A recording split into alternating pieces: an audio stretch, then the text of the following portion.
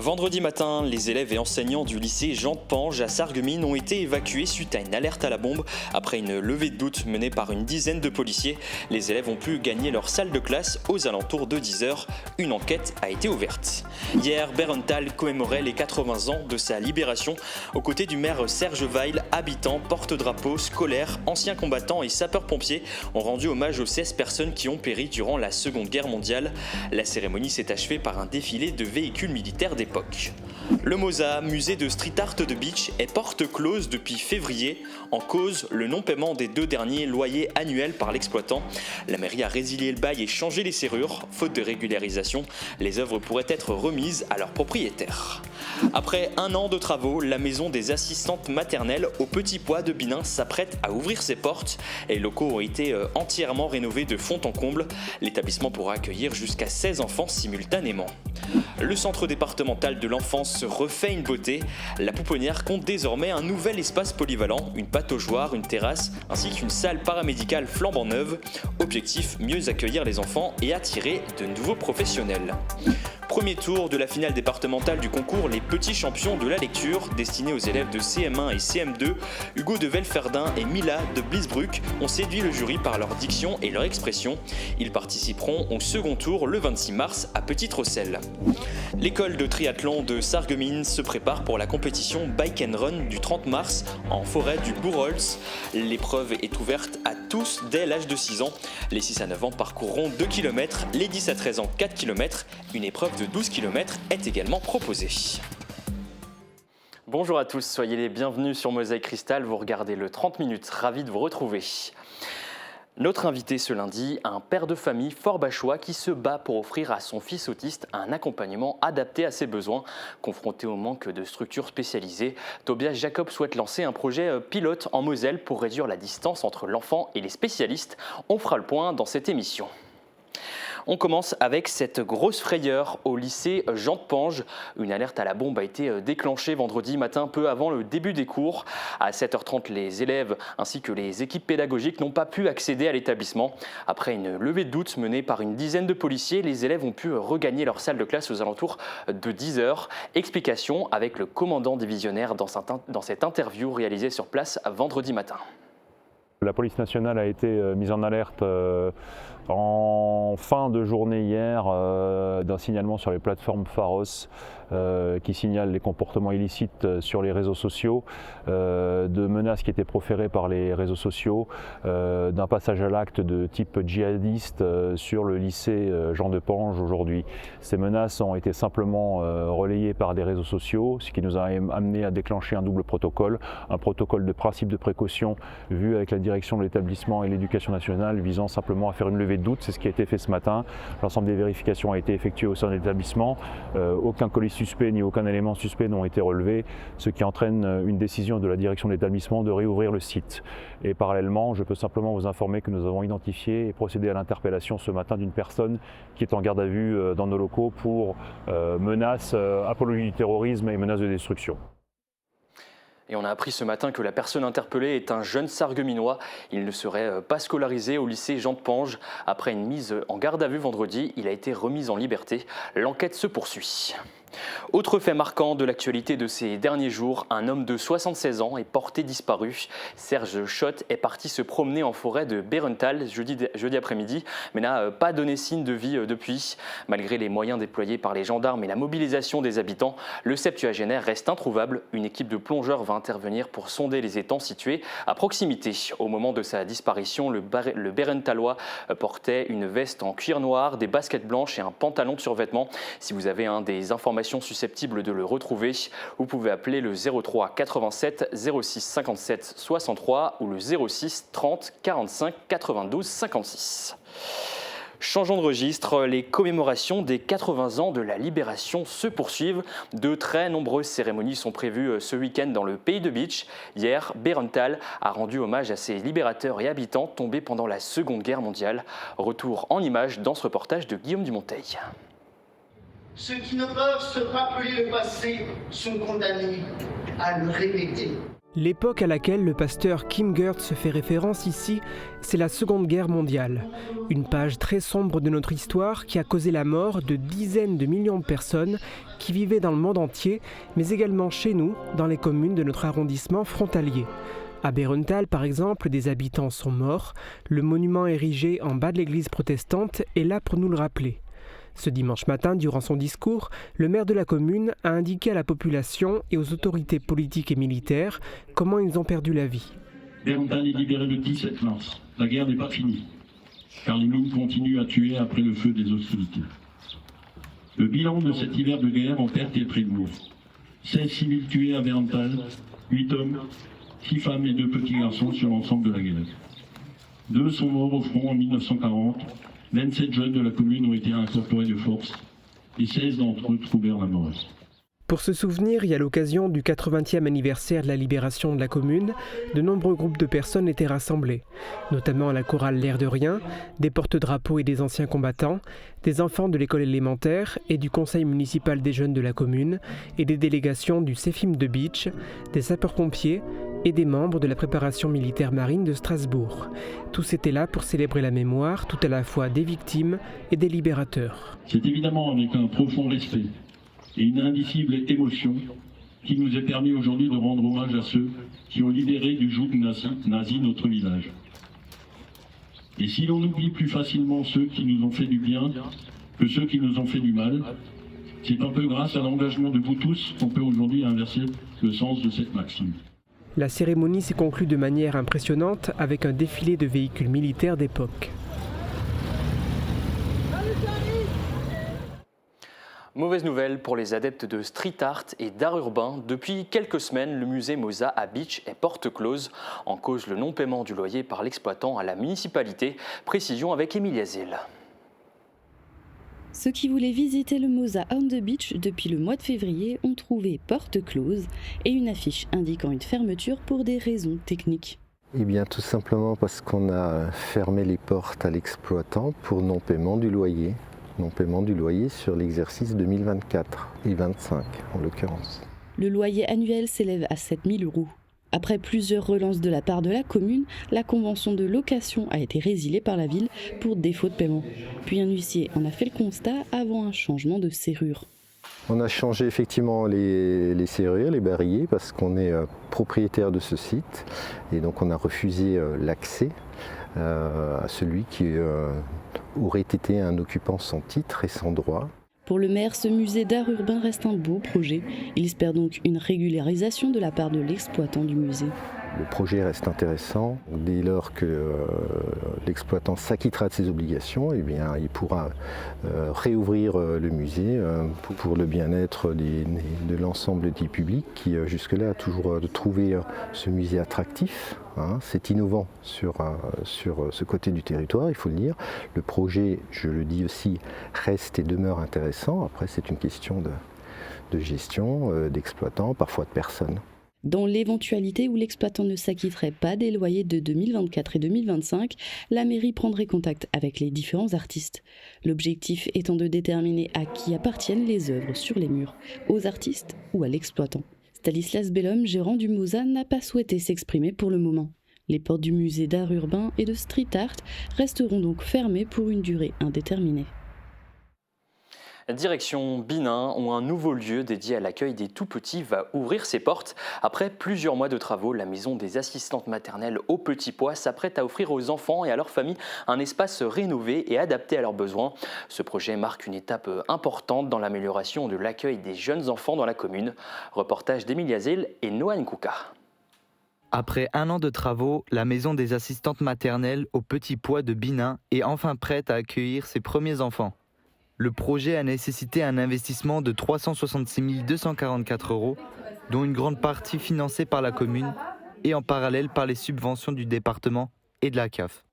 Alors les âges, ça va de 2 mois et demi, donc après le congé mat de la maman, jusqu'à en principe 3 ans. Une fois que l'enfant va à l'école, le parent jongle plutôt avec le périscolaire, mais on peut accueillir au-delà de 3 ans. Les locaux, autrefois une école primaire et un espace de la mairie, ont été entièrement rénovés. Sols, murs, plafonds, plomberie et électricité ont été refaits pour offrir un environnement moderne et sécurisé. En outre, un espace de jeu extérieur va être aménagé. Alors déjà, c'était une super bonne idée. Donc, Emmerich qui va être super bien ici. Donc, c'est propre, c'est nickel, c'est agréable. Ils vont avoir plein d'endroits pour jouer, pour s'amuser, pour s'éclater. Non, ce sera cool. À partir du 31 mars, 5 assistantes maternelles pourront accueillir jusqu'à 16 enfants simultanément, du lundi au vendredi, de 7h à 18h. Autre chantier qui arrive à son terme, la rénovation du centre départemental de l'enfance. Alors s'il n'est pas encore terminé, 2 espaces, la pouponnière et le bâtiment service famille, ont déjà été officiellement inaugurés par les élus. Reportage de Jean Milan. 1, 2, 3. Voilà. Bravo. C'est une toute nouvelle jeunesse pour le centre départemental de l'enfance. La bâtisse, vieille des années 50, a totalement été remise au goût du jour. C'était plus humain au niveau des coloris, des ambiances, effectivement. Et on essaye d'apporter à ces enfants-là du réconfort et des repères. Et ça passe aussi par la rénovation de ces bâtiments. Du côté de la pouponnière d'abord, où 60 enfants sont accueillis, on note un nouvel espace polyvalent avec sa pataugeoire attenante, une terrasse pas encore tout à fait terminée ou encore une salle paramédicale flambant neuve. Quelques mètres plus loin, l'espace famille offre un cadre beaucoup plus apaisant qu'auparavant. En tout, le département aura investi près de 6 millions d'euros dans ces travaux. Il fallait assumer notre charge lourde, puisque vous avez entendu les chiffres, entre 2019 et 2024, nous avons augmenté de 32% notre contribution à la protection de l'enfance, sans aucune contribution de qui que ce soit. Et donc l'expression politique que nous avons avec un certain acharnement, c'est pas pour nous.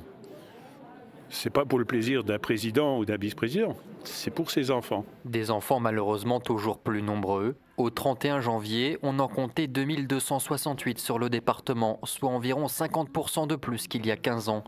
Une courbe contraire à celle des professionnels en activité. C'est des métiers qui ne sont pas tendance actuellement et on a du mal à recruter. Et oui, effectivement, peut-être que ce genre de réhabilitation ou de nouveaux projets attireront des professionnels par la suite. Aujourd'hui, au centre départemental de l'enfance, 20% des professionnels ne sont pas diplômés. Un mot de sport, nouvelle victoire pour le SFC. Les Fayenciers se sont imposés 4-2 contre Raon samedi dernier. Grâce à cette victoire, le club grimpe de 2 places et occupe désormais la 7e position du tableau de National 3. Une nouvelle médaille pour le lutteur sarregueminois Khamzat Arzamerzouev. Il a remporté la médaille de bronze au championnat d'Europe U23 à Tirana en Albanie ce week-end, 1 an après avoir décroché le bronze. Le jeune athlète de 22 ans a battu en finale l'Arménien Aïk Abramian 3-2. Dans le reste de l'actualité sportive, l'école de triathlon de Sarreguemines se prépare pour le Bike and Run, une compétition nationale alliant course à pied et VTT qui aura lieu fin du mois dans la forêt du Bourholtz. Cette épreuve intense exige une parfaite coordination au sein du binôme et une grande puissance cardiovasculaire. Guillaume Dumontail a suivi 2 jeunes athlètes lors de leur entraînement. Un passage de relais, ou plutôt de vélo, parfait. En laissant son VTT à Lucas, Elliot va lui permettre de se reposer un peu, quoique c'est même pas sûr en fait car Elliot va vite, même en course à pied. Ces 2 jeunes adeptes des épreuves mixtes, alliant plusieurs disciplines, font partie de l'école de triathlon du Sarreguemines Triathlon Club. Comme chaque samedi matin du mois de mars, ils s'entraînent avec leurs camarades en vue de la compétition Bike and Run qui se déroulera ici même, en forêt du Bourholtz à Sarreguemines, le dimanche 30 mars. Ils aiment beaucoup combiner ces 2 sports. Ce que j'aime bien, c'est le dépassement de soi, qu'on donne tout durant cet effort. Oui, moi j'aime bien, parce que j'adore l'athlétisme et du coup on court et on fait du vélo sinon. Oui, c'est un truc collectif, un sport collectif, ça renforce les liens d'amitié. Cette préparation est doublement bénéfique pour eux car en plus de se préparer à cette discipline un peu particulière, ils apprennent également à maîtriser les lieux. De quoi leur permettre sans doute de briller le jour J. Sur la course jeune, c'est clair qu'on espère avoir des podiums. On en a déjà eu dans les éditions précédentes, des jeunes du club qui ont bien performé. Et voilà, on espère que ça va se renouveler. Et bon, je suis sûr qu'on va y arriver. S'il peut y avoir un écart à un moment donné pendant la course, le binôme doit être ensemble au moment de passer dans la zone de regroupement. Un arbitre est là pour veiller au strict respect de cette règle. Par contre, les sportifs sont libres d'effectuer autant de relais qu'ils le souhaitent. Cette liberté permet de profiter à fond des qualités de chacun. Ces jeunes athlètes participeront à la compétition Bike and Run du 30 mars, mais cette épreuve est ouverte à tous dès l'âge de 6 ans. Les 6-9 ans auront 2 km à parcourir, les 10-13 ans 4 km.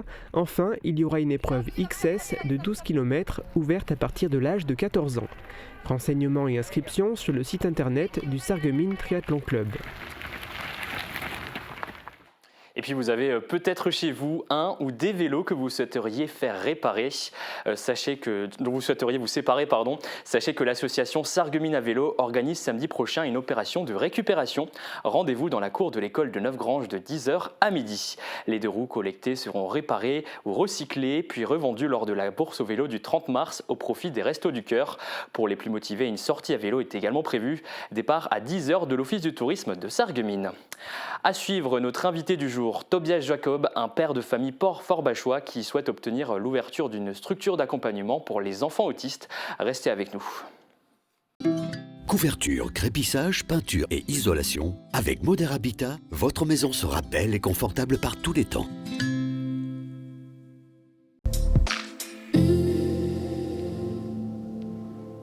Bonjour tout le monde, la matinée de demain débutera sous le brouillard. Même une fois levé, le ciel restera couvert avec de possibles averses en fin d'après-midi. Côté température, les minimales iront de 4 à 5 degrés et les maximales de 12 à 13 degrés. Demain, nous fêtons les Rosines et il fera jour de 6h52 à 18h30. Passez tous une belle journée et à demain.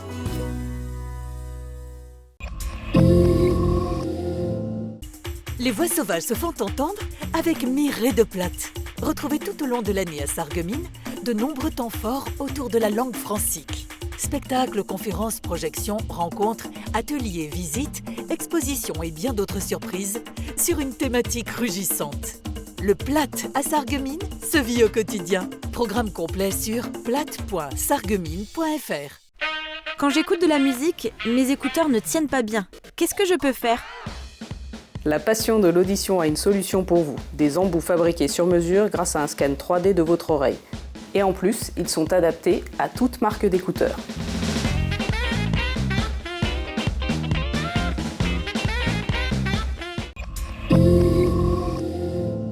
Une nouvelle aventure de Hopla vous attend.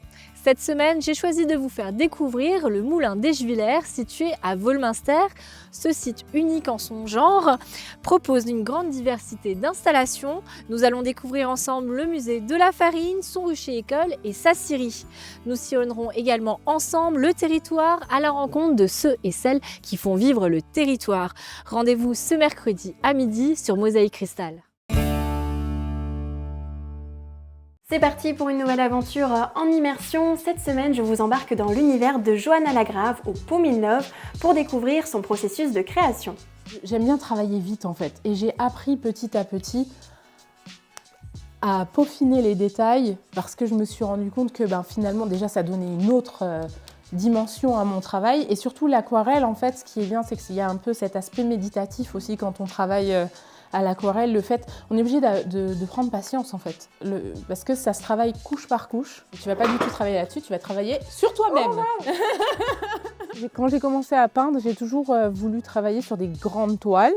Je me suis dit, finalement, tu n'as jamais fait du wall art, de l'art sur les murs, et j'ai eu envie de m'y essayer, donc sur les murs de ma maison, dans un premier temps. Une personnalité haute en couleurs à découvrir ce vendredi sur Mosaïque Cristal.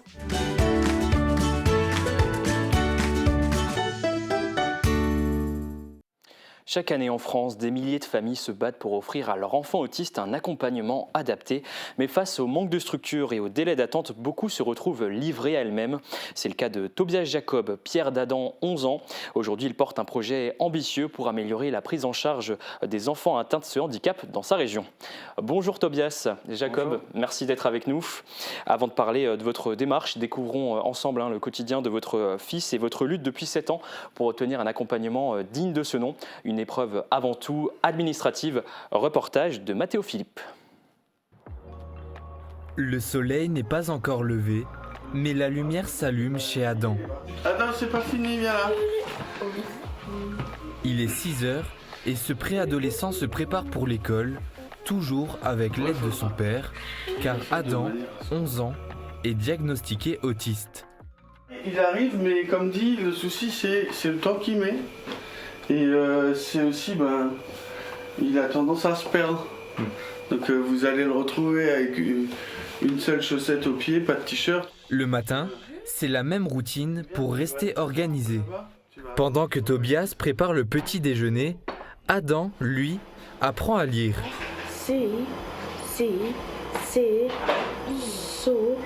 Adam, range ton lit. Doucement, tu fais doucement. Une fois le petit déjeuner de prix, va te brosser les dents là-bas. Direction la salle de bain, toujours sous l'attention du papa Tobias. Partout, hein, en bas, en haut, de côté. Là, voilà. La communication entre père et fils s'avère parfois complexe. Va mettre ta chanson préférée, Adam. Mais Adam a une passion qui les aide à se comprendre.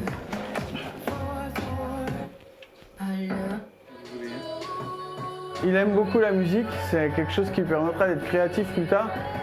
Et peut-être un jour il sera pianiste, quoi, on verra. Hein. Mais c'est des choses où on n'a pas besoin de parler. Et mon fils, il n'a pas besoin de parler en fait. On aimerait bien qu'il parle, mais lui, il n'en a pas besoin. Adam est le deuxième enfant d'une fratrie de 3 garçons. Il est actuellement en classe de CE2 et aujourd'hui, c'est carnaval à l'école. Tu viens, tu mets le déguisement ? Habillé en Batman, un gros programme attend la chauve-souris du jour. Tu vas à l'école, tu vas à Metz, ensuite tu reviens à l'école. Adam a à peine le temps de profiter de l'école qu'un taxi vient le récupérer en pleine matinée pour ses rendez-vous médicaux. Voilà, et tu restes sage, hein ? À tout à l'heure, hein ? Le jeune garçon prend jusqu'à 5 fois le taxi par semaine.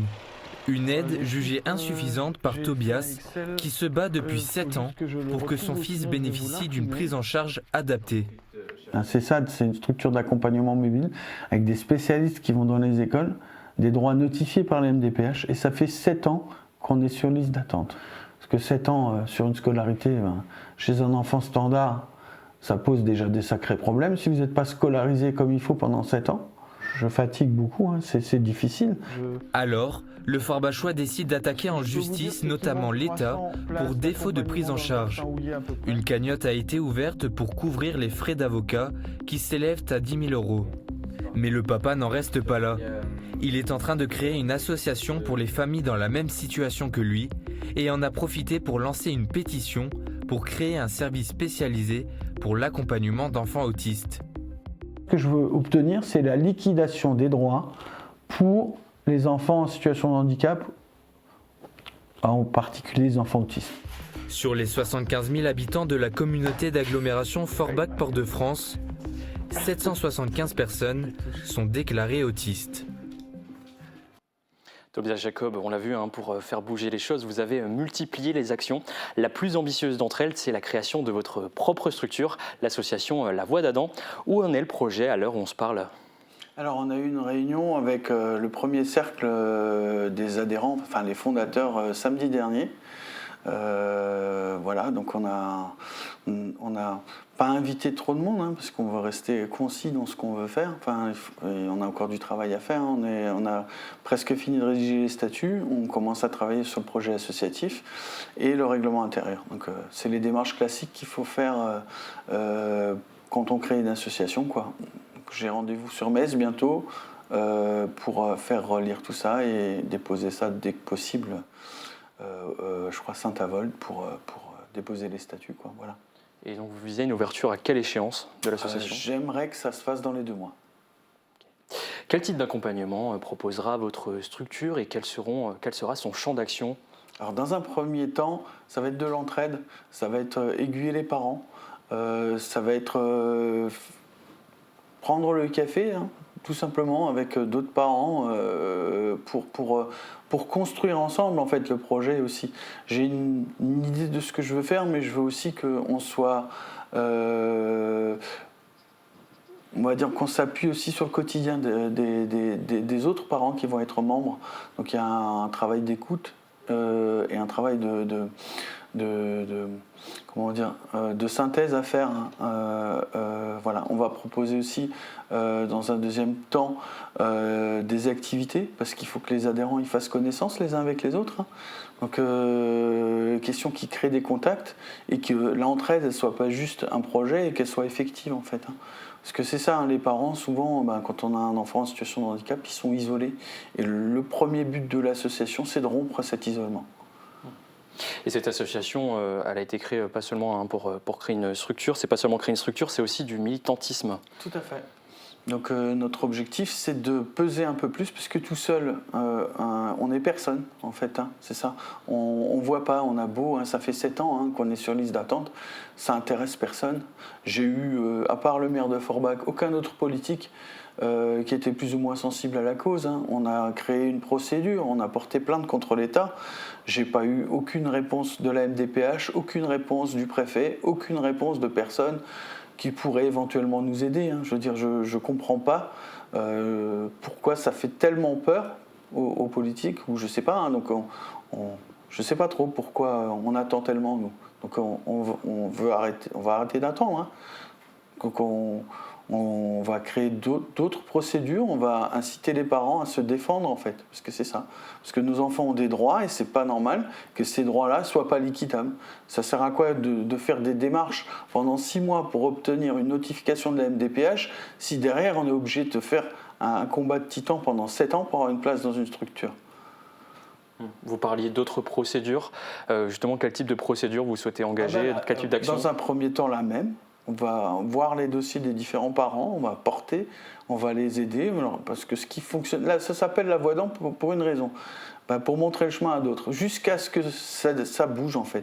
Je pense que le seul moyen aujourd'hui pour faire prendre conscience au pouvoir public de leur responsabilité dans la prise en charge du handicap, c'est de les afficher. C'est de les afficher et de les faire condamner. Voilà, c'est tout. Je vois pas d'autre issue. Vous souhaitez faire pression, par exemple avec des mobilisations, ce genre de choses, c'est ce qu'on peut imaginer? Oui, ça a porté ses fruits. J'ai eu mon rendez-vous chez le maire. Je pense que c'est aussi en partie à cause de l'action des affiches. Le handicap invisible, il doit plus être. C'est pas parce qu'on dit handicap invisible qu'on a le droit de ne pas regarder.